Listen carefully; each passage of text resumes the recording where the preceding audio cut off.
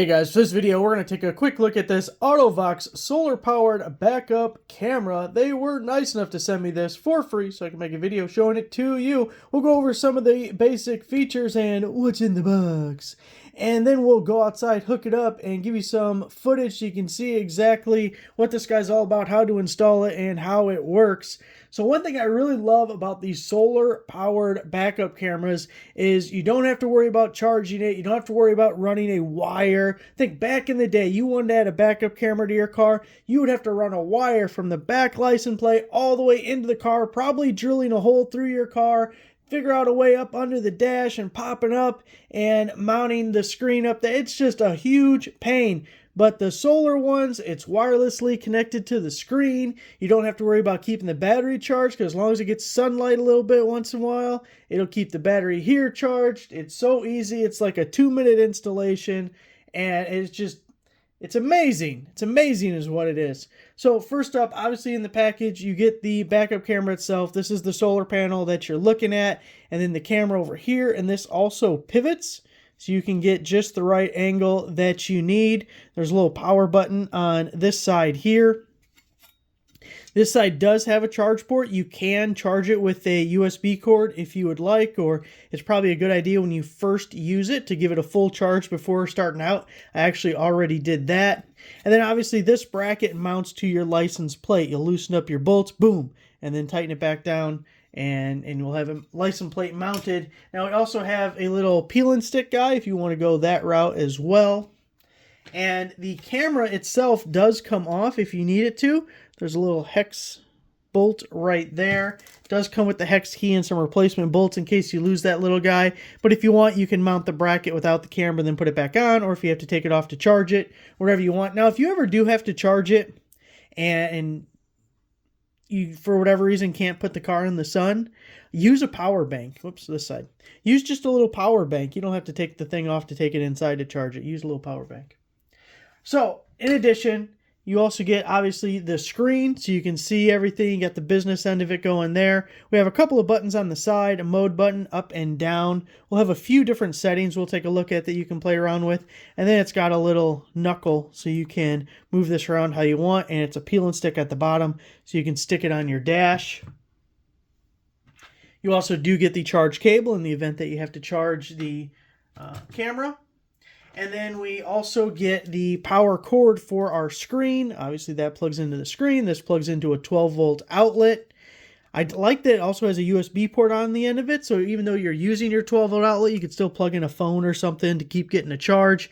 And then we also have an activation button right there for turning on our screen. Lastly, you do get instructions. Let's get this outside, hook it up, and see what we think of it. Got the old backup camera all installed there. Again, you're just tucking it behind the bolts right there. Line it up, tighten them down, you're ready to go. Remember, this pivots wherever we need it. So we'll get the screen plugged in, line that up, and then go for a ride and see what we think of it. Got it all hooked up, get you without a glare. You can see it's a really good quality. I'm kind of impressed with the image quality of the backup camera. You see we got the backup lines there. And it's got the peel and stick for the dash. Since I'm just doing a little temporary setup, I'm not going to use that, so it won't stay put real well on us. We got these buttons on the side for the menu and the up and down. And you can see we can pair it, which it automatically comes paired with the camera back there. We can do our brightness control. We can mirror it if we have to flip it around. We can revert. Let's do the reverse timing. It's easier to do with your right hand, which is what I'm recording with. I'm going to crank that up to 120 so it stays on a little longer.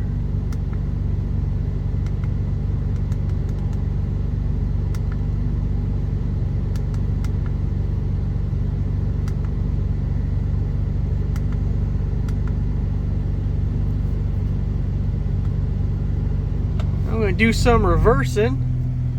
I'll show you both the stock camera that comes with this Jeep and the Auto-Vox up here so we can see both screens at once. Hopefully. I'm going to try and hold this while I'm driving, so we got lots of things going on at once right here. Whoa! Thought that was going to happen. Getting this guy to stay without using the peeling stick's a little tricky. Alright, we're back in business.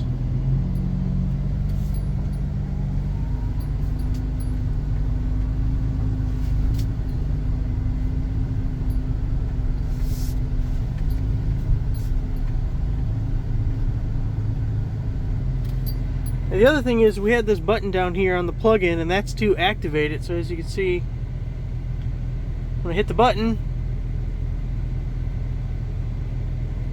we turn the camera back on. And the nice thing about this one is we can have it on while driving forward, where the stock one with the truck turns off as soon as we start going forward.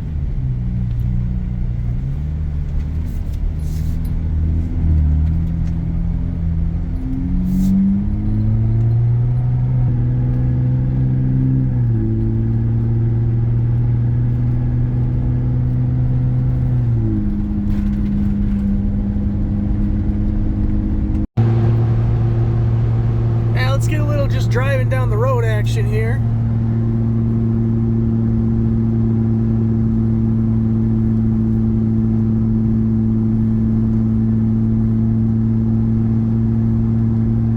We're gonna be coming up to a stop sign here, so you guys can maybe see something behind us. I don't know.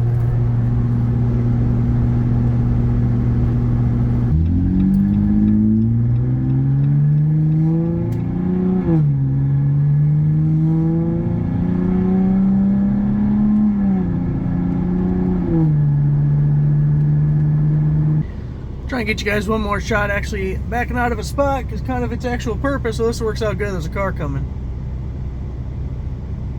There we go. They go that way, I go this way. They go that way, I go this way. That's how this works.